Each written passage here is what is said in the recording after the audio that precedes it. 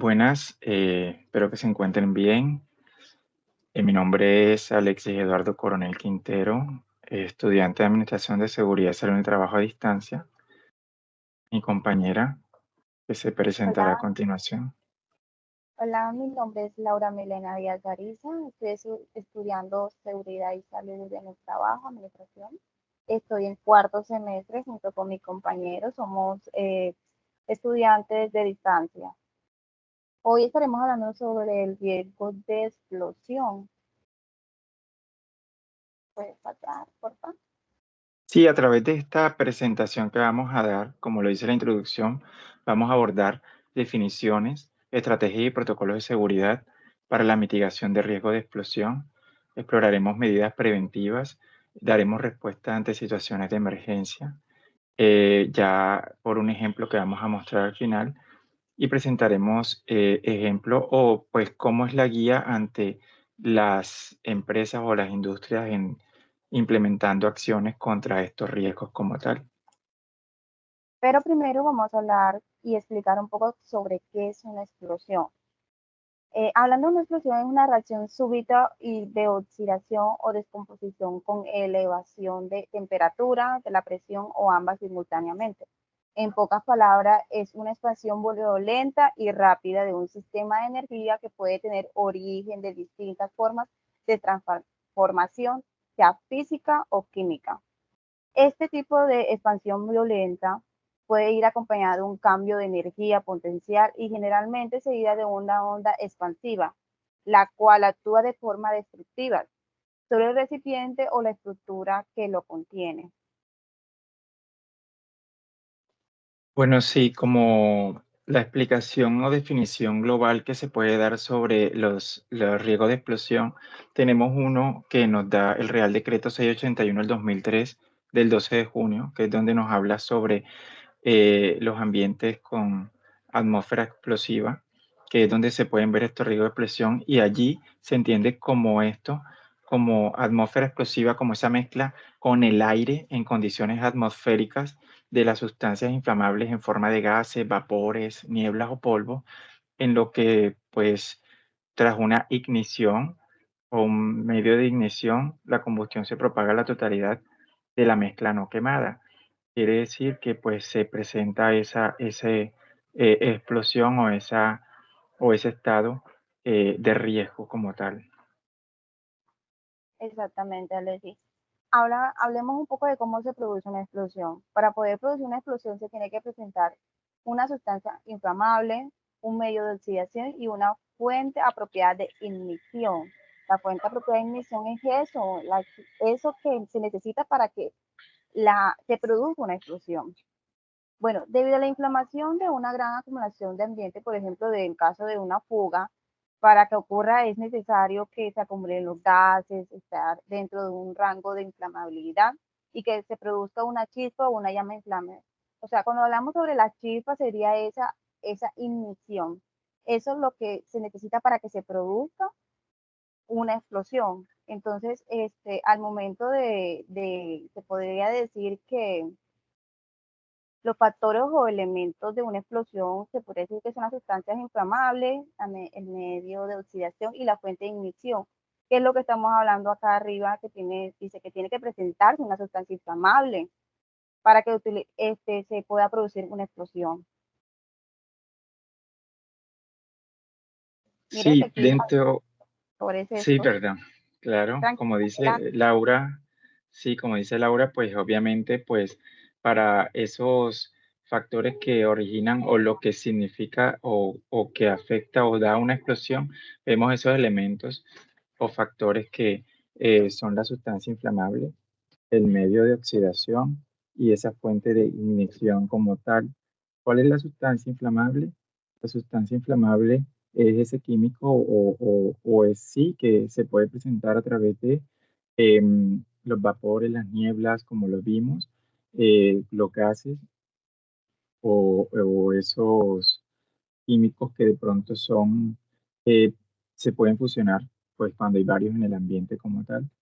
Y ese medio de oxidación viene siendo obviamente el ambiente en el que se encuentra, ya que está cerca de la atmósfera, En ellos pueden encontrarse, pues obviamente, el ozono, el hidrógeno, esos medios de oxidación que están allí como tal en el aire y que obviamente intervienen para que esa sustancia, obviamente, pues cree una forma reactiva. Y la fuente de ignición puede ser esa que está cerca, eh, que puede propiciar a que esto, pues obviamente, genere la explosión, que puede ser una chispa, puede ser un fuego o los calores que se presentan como tal en el ambiente.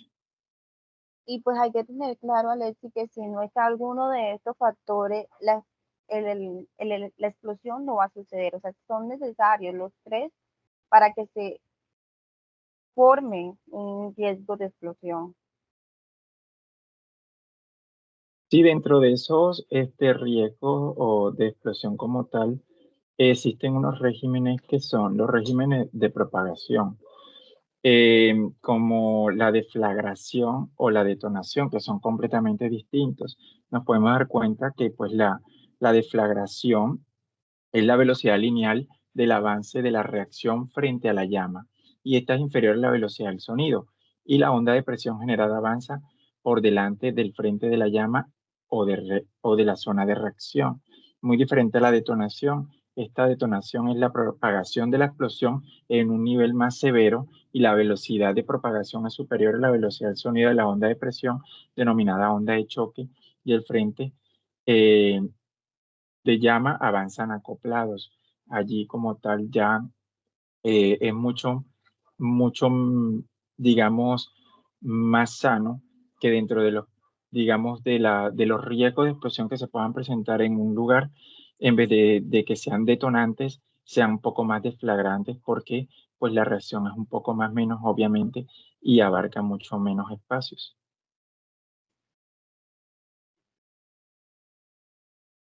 Aquí podemos ver muchos de los agentes que se presentan como tal dentro de los químicos o que intervienen o que pueden hacer que haya un riesgo de explosión. Podemos darnos cuenta que están los gases que son esos fluidos que son eh, fuerzas de atracción entre moléculas pequeñas que no adoptan ninguna forma ni volumen fijo. Se pueden expandir en los espacios en donde se encuentran. Estos pues obviamente son expulsados por la sustancia de forma gaseosa y pues en las condiciones ambientales de presión y temperatura como tal se pueden pues alterar. Em, Vemos también pues que están los vapores. Los vapores pues son muy similares y equivalentes al gas, pero se utilizan indistintamente como tal, pues son poco distintos. Sin embargo, pues estrictamente se reserva el término de vapor al estado gaseoso que adoptan los líquidos por acción del calor, ¿sí? El calor hace que estos se evaporen, pero de cierta manera son un poquito gaseosos, pero se llama vapor como tal. No sé si quieres aportar algo, Laura, o al No, final Alex, del...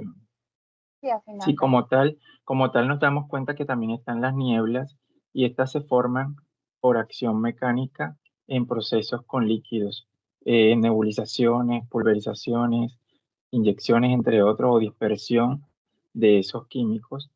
Esos se forman en pequeñas gotas y estas quedan suspendidas en el aire como nubes. Obviamente, pues he ahí la formación de nieblas. Ahí en esa niebla hay pequeñas partículas o gotículas o gotas que pues son de esos líquidos que como tal generaron digamos, esa sustancia para que puede ser un detonante para un riesgo de explosión. Y también dentro de esos químicos también se generan muchos eh, polvos, eh, polvos de combustible. En el caso cuando yo estaba hablando, pues, perdón, de la niebla, un ejemplo como tal de la niebla es, es cuando se está realizando pinturas con sopletes, pinturas con aerosol. Eso a veces genera esas pequeñas esas pequeñas nieblas, y eso puede ser un detonante porque pues contiene altas cantidades del químico de lo que se está usando como tal. Y pues la mezcla combustible comburente viene siendo pues lo que estábamos hablando al inicio de la sustancia más el medio oxidante o también la ignición que da. Como podemos ver la diapositiva, está el combustible, que es el químico, el comburente, que es el oxígeno, y el calor, que es la energía de activación, y estos como tal pueden generar ese, ante esa mezcla, una explosión como tal. Sí, Alex, si el polvo combustible puede realizarlo, como hay que tener en cuenta que el polvo combustible no importa independiente porque tiene independientes tamaños y formas, porque este, puede pesarse, hay una variedad de que en el aire que se puede pesar, tiene varias concentraciones y eso depende de la concentración, es el nivel de la reacción que va a tener con el polvo combustible en el momento de que reaccione esto. ¿Me Sí, muestras el como rasgo de explosividad, por favor? la siguiente. Sí, por favor. Para hablar un poco sobre el límite interior de exposición y el límite interior de Y exposición. aquí vemos lo que es el rango de explosibilidad de una sustancia inflamable y cómo pues es medido según lo Sí, que tú estabas comentando que vas a explicar, que es el límite inferior de explosividad o el límite es- superior de explosividad. exactamente. Aquí vemos la sigla LIE, que es el límite inferior de explosión, y LS, límite superior de explosión. Por debajo del límite inferior de explosión no se puede producir combustión por falta de combustible. Aquí lo vemos en la parte del que está el 100%, y cuando vemos el 0% debajo de él podemos ver por encima del límite superior explosivo no se produce la combustión por falta de oxígeno.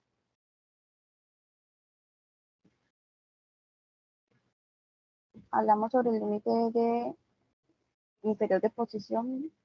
No sé si me pasa la diapositiva para esa parte, para que se pueda entender que es el límite inferior de exposición, es la concentración mínima de una mezcla de gases, vapores o nieblas inflamables con aire donde justamente una llama no se puede propagar independientemente de la fuente de ignición después del incendio. O sea, el límite, o sea, hay un límite inferior donde no se puede propagar porque se limita como independiente de la fuente de ignición, no se puede propagar.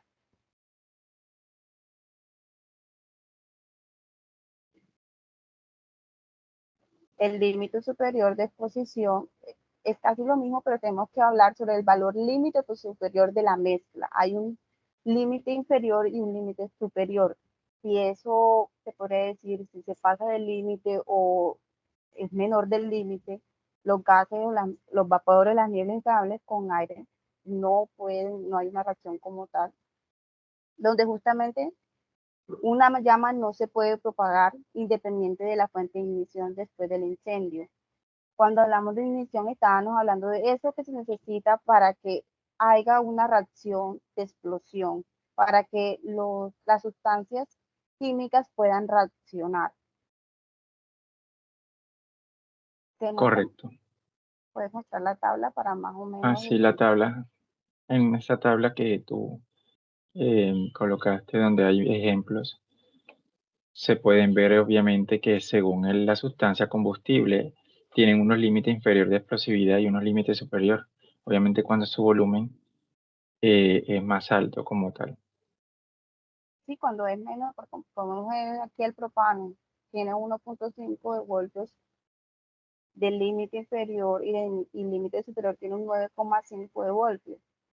Por lo que he entendido, cuando el valor es menor del que el límite inferior, no hay una reacción, se necesita algo más, y cuando el límite superior de la exposición también se necesita algo. No nada más simplemente la ignición. Sí, con base a todo esto y al riesgo de explosión y a cómo se pueden manifestar, estos riesgos de explosión por las sustancias y teniendo en presente los límites inferiores y los límites superiores, pues hay una prevención de explosiones y protección para ellos. Todo esto pues está en el artículo 15.1 de la Ley de Prevención de Riesgos Laborales.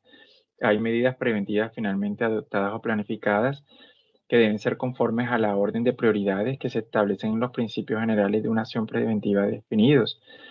Estos, pues como podemos ver,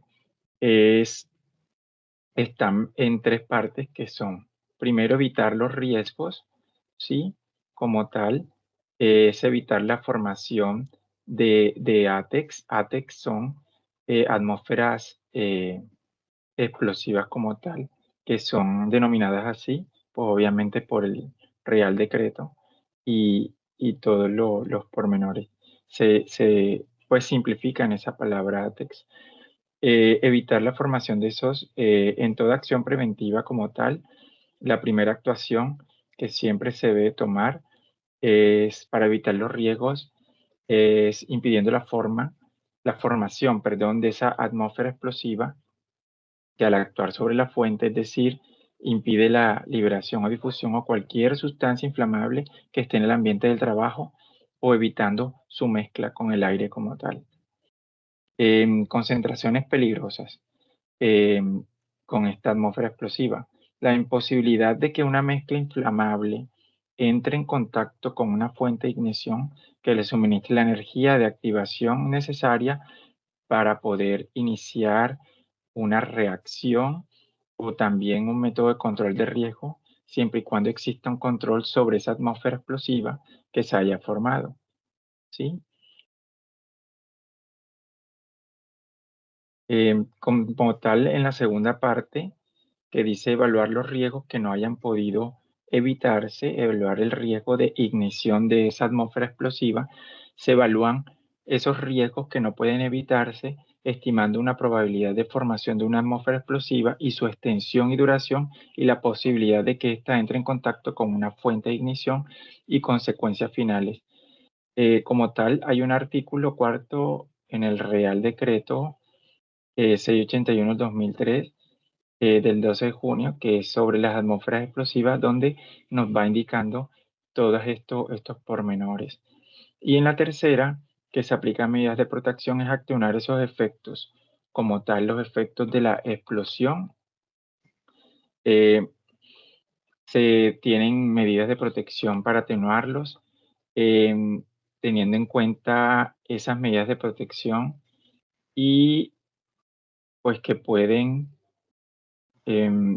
ir desde implementar barreras físicas que eviten los efectos de calor y de ondas de presión y hasta orientación de explosión y sus efectos hacia lugares donde se causen daños personales.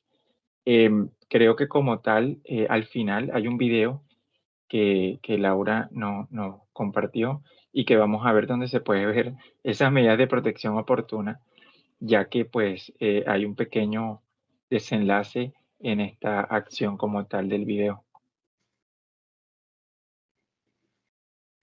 Hablemos un poco sobre las evaluaciones de los riesgos de explosión. En cumplimiento de las obligaciones establecidas de los artículos 16 y 23 de la Ley de Prevención de Riesgos Laborales y la sección 1 del artículo 2 del Reglamento de Servicios de Prevención, se evaluarán los riesgos específicos derivados de las atmósferas explosivas teniendo en cuenta al menos, vamos a comenzar con el A, que es la probabilidad de la formación y la duración de la atmósfera explosiva. El B, la probabilidad de la presencia y la activación de focos de inicios, incluidas las descargas electrostásticas.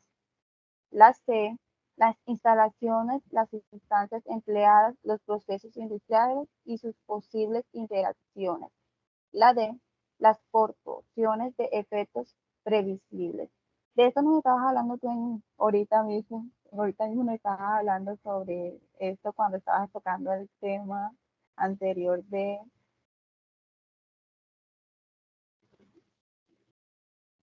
Sí, sí, dime.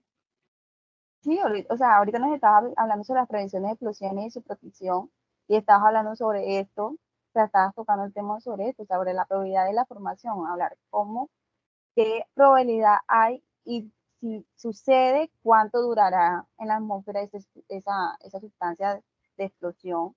Hablaba sobre la probabilidad de la presencia y la activación sobre el producto, eh, tener en cuenta las instalaciones y las sustancias empleadas en tal producto. Y, o sea, al momento de nosotros evaluar eso, también evaluamos de cómo nosotros como trabajadores, en trabajadores podemos evaluar y saber cómo actuar al momento de estar presente en este tipo de situación.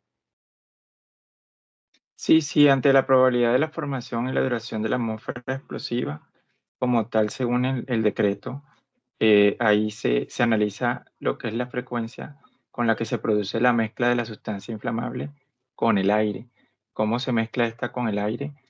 Es decir, cómo se produce, si se produce de forma permanente, a qué intervalos definidos o si es improbable de que se produzca esa reacción como tal con el aire como tal o ese es el agente oxidante o el medio oxidante como tal para que pues esta comience a activarse y pues ya al encontrar ese medio de ignición pues puede generar un riesgo explosivo.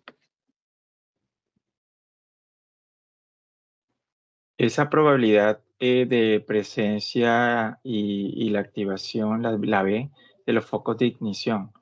Sí, esa evaluación frente a cualquier fuente de ignición que pueda aparecer en las áreas donde se puedan formar esas atmósferas explosivas. Hay que tener muy presente, pues, que esos medios de ignición se pueden presentar por equipos eléctricos que esos equipos eléctricos pueden generar pues alguna chispa o por su interior o como vamos a ver al final en el video que tú me compartiste para ver y que vamos a presentar, donde se puede ver que obviamente pues se ejecuta un medio de ignición, puede ser una chispa cualquiera, aunque no tenemos que de tener excluidos, como dice ahí, las descargas electrostáticas. ¿Cuáles son las descargas electrostáticas?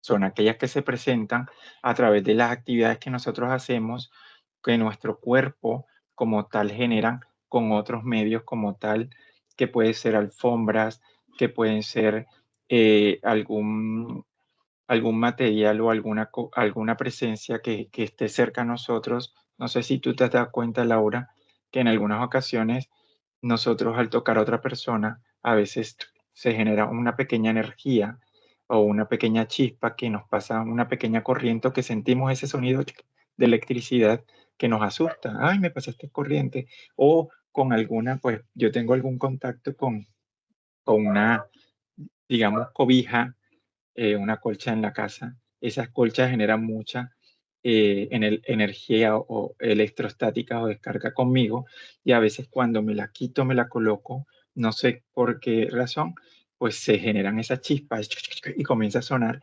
Esa energía o descargas electrostáticas muchas veces pueden ser ese medio de ignición y son generadas por nosotros con otros cuerpos que están obviamente cerca. Y tienes toda la razón, a mí me ha pasado mucho eso, del hecho de que, o sea, me recargo mucho y muchas veces dicen que uno se recarga de todo, de los computadores, de los celulares, por eso es que siempre dicen, no, hay que tener un tipo de descanso de los aparatos electrónicos porque todos ellos nos recargan a nosotros y cuando queramos ver, nosotros mismos sentimos en nuestro cuerpo ese tipo de sensación. A mí me sucede mucho el hecho de que a veces toco una persona y me pasa electricidad. O más supone la lavadora, a mí me pasa electricidad y a otras personas no en mi casa. Y a mí, o sea, yo sí siento que al momento ese patión, como ese patión, a mí sí me sucede, pero en mi casa los demás no. Entonces, no sé si es que yo como tal tengo ese de, de, de funcionar todo eso, se podría decir. Sí, como tal, esas condiciones que desarrollan los trabajadores y que a través de eso, de ese proceso, acumulan eh, digamos, o se producen descargas electrostáticas por ese proceso que ellos cargan acumulando esa energía por el trabajo que desempeñan y es un medio de ignición como tal, pues que pues gracias a Dios pues no se presentan muchas, pero en muchas circunstancias, pero sí es algo que toca evaluar siempre, porque pues a esa cantidad de energía puede ser grande y esa chispa puede generar pues obviamente ese detonante para ese riesgo de explosión. Bueno, Alexia, hablemos sobre las áreas que se puede formar atmósferas explosivas y aquellas que no se pueden formar atmósferas explosivas. Las áreas de Bueno, riesgo y sí, áreas de riesgo. sí, áreas en las que se pueden formar atmósferas explosivas, eh, para que tú complementes un Áreas, poquito allí. bueno, las áreas de riesgo. Aquellas en las que puedan formarse atmósferas explosivas en cantidades tales que resulte necesaria la adopción de precauciones especiales para proteger la seguridad y la salud de los trabajadores afectados. Las áreas de no riesgo son aquellas en las que no cabe esperar la formación de atmósferas explosivas en cantidad tales que resulte necesaria la adopción de precauciones especiales. Las áreas de riesgo nos damos de cuenta que dice que hay que proteger la seguridad y salud de trabajadores afectados en ese entorno. O sea, se necesita una intervención, se necesita tener en cuenta qué solución da para que la salud y la seguridad del trabajador no sea afectado. En las áreas de no riesgo, no. O sea, se necesita, pero no es como tan esencial como la área de riesgo. Sí, como tal, pues, ¿cómo podemos explicar qué es un área de riesgo?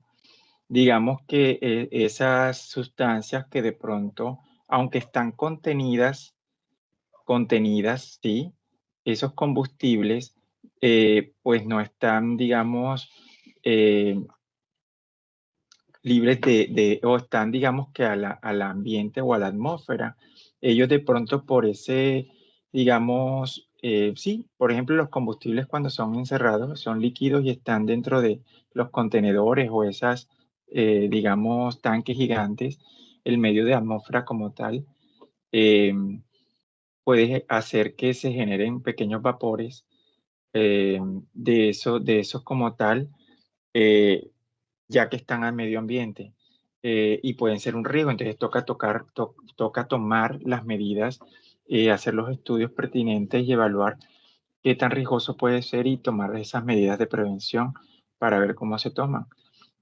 Y de pronto como un área de no riesgo donde no se pueden tomar medidas o no, digamos, necesarias.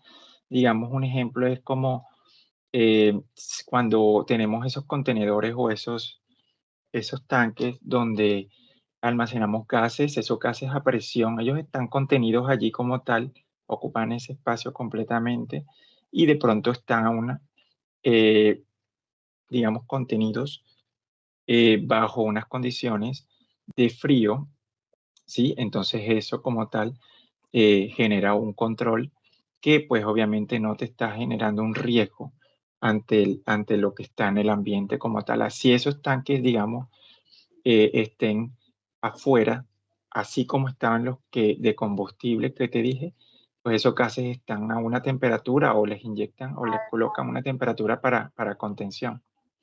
Sí, Entonces ellos porque, no son tan de riesgo. sí, porque podemos ver que cuando uno va a una gasolinería, se podría decir, uno ve mucho cuando están echando la gasolina, esos vapores que van saliendo por la temperatura y más al mediodía, no sé si te has dado cuenta que van echando y van saliendo los vapores. Yo pienso que al momento donde más la temperatura está, más peligro hay por el simplemente hecho de que entre más esté la temperatura, más reacción va a tener fuerte. Sí, claro que sí. Bueno, dentro de esas áreas de riesgo que estábamos hablando, se clasifican unas zonas como tal, teniendo en cuenta la frecuencia con que se produzcan estas atmósferas explosivas y su duración. De esta clasificación dependerá el alcance de las medidas que deban adoptarse de acuerdo con el apartado A del anexo 2, que está en ese decreto 668 del 2003, del 12 de junio. Allí podemos encontrar todos esos pormenores Ellos nos dan estas indicaciones, perdón, para poder tener presente, y son zonas, obviamente, que donde se pueden ubicar. Eh, Ellos están denotados de la siguiente manera. Hay una que es la zona cero, que dice que es el área de trabajo en la que una atmósfera explosiva consistente en una mezcla con aire de sustancia inflamable en forma de gas, vapor o niebla está presente de modo permanente o por un periodo de tiempo prolongado con frecuencia. ¿Sí? Esa es una zona obviamente de mucho cuidado, según lo que vemos, y se denomina la zona cero. O sea, esos son, digamos, intervalos o etiquetas que se le pueden colocar a esas zonas para poder tener presente el riesgo en el que estamos como tal. Muy diferente a la zona 2, Alexis, que el trabajo o el área no es probable que en condiciones normales de una explosión, o sea, no es normal, o sea, la formación de una atmósfera explosiva consiste en una mezcla con aire de sustancias inflamables en forma de gas, vapor o niebla, o en la que, en caso de formarse, dicha atmósfera explosiva solo permanece durante breves periodos de tiempo. O sea, es algo breve porque el área del trabajo en la que está no es probable que suceda. Pero igual hay que tener las medidas siempre, tener presente eso, ¿no? Que se Exactamente, puede o sea, presentar, pero obviamente que lo que estamos colocando allí no es como que eh, no nivel hay de una riesgo probabilidad. como en el cero, no es el mismo nivel de riesgo, pero todavía existe el riesgo en la zona 2, o sea, no es probable, pero puede suceder. Sí, tenemos la zona 20, que es denominada como un área de trabajo en la que una atmósfera explosiva en forma de nube de polvo combustible en el aire está presente de forma permanente o por un periodo de tiempo prolongado con frecuencia. La zona obviamente debe ser una zona de trabajo donde obviamente se generan, como dice allí, esas nubes de polvo, está ese combustible en el medio y pues obviamente hay que tener un control de que pues la persona esté libre de ser ser ese medio de energía electrostática, sí, que estábamos viendo ahorita, eh, o que pueda tener consigo algún medio de ignición, ya que pues puede estar expuesto como tal en esa zona. Bueno, la zona 21 es el área de trabajo en la que es probable la formación ocasional, en condiciones normales de explotación de una atmósfera explosiva en forma de nube de polvo combustible en el aire. Aquí podemos ver que es ocasional, puede suceder y hay que tener las medidas preventivas para si llega a suceder. Y tenemos la última zona, que es la zona 22, que es el área de trabajo en la que no es probable, en condiciones normales de explotación, la formación de una atmósfera explosiva en forma de nube de polvo combustible en el aire, o en la que, en caso de formarse dicha atmósfera explosiva, solo permanece durante un breve periodo de tiempo. O sea, todas las zonas, digamos que, pues en cierta manera, donde se trabaje con químicos o en explotación minera, donde se pueden albergar químicos en forma de nubes, aerosoles, gases, nieblas, ¿sí?